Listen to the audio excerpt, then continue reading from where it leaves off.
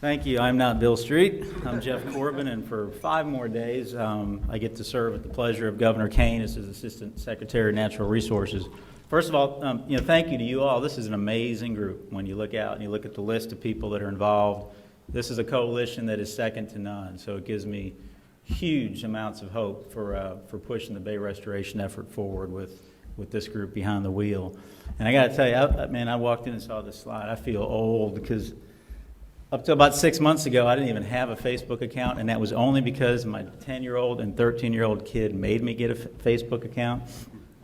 They said, "Dude, Dad, you're old, man. Get on the book." So now I do have a Facebook account. Twitter, I have no idea how to use Twitter, so I'll be following you on Facebook.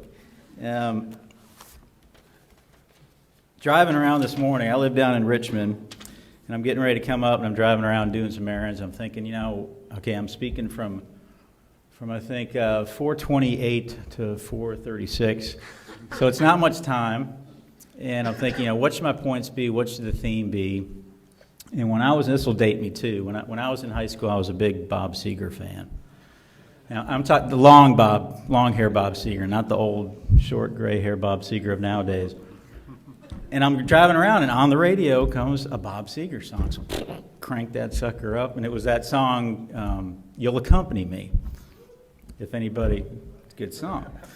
So it starts out, a gypsy wind is blowing warm tonight, the sky is starlit, and the time is right. The time is right. Bob was sending me a signal. That was going to be my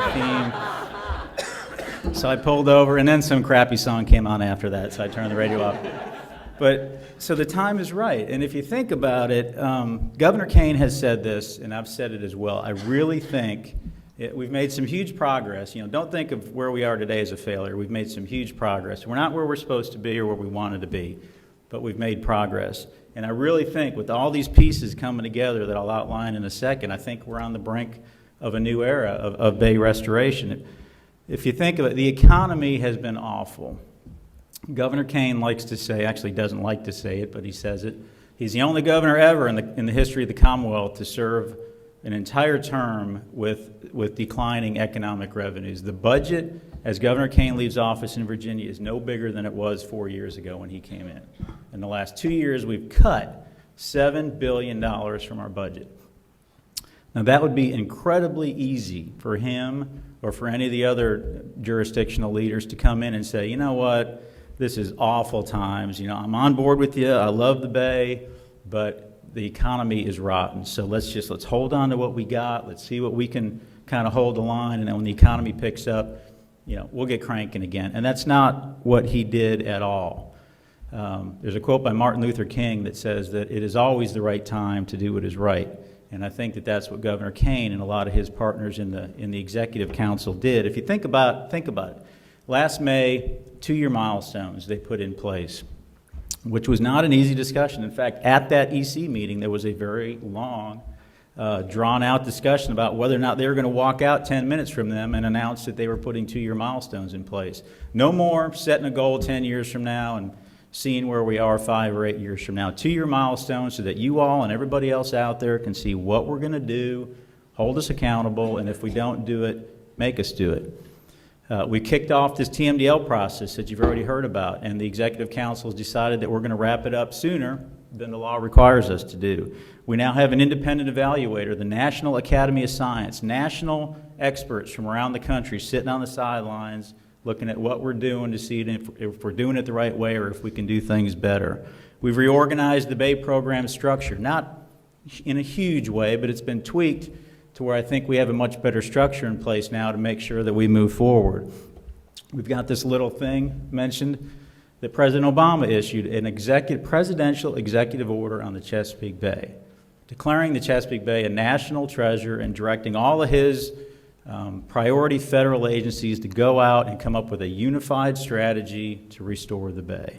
And lastly, there's this little thing, federal legislation that you just heard about, where they're ripping the cover off the Clean Water Act and saying, what new authorities, what new expanded authorities do we need?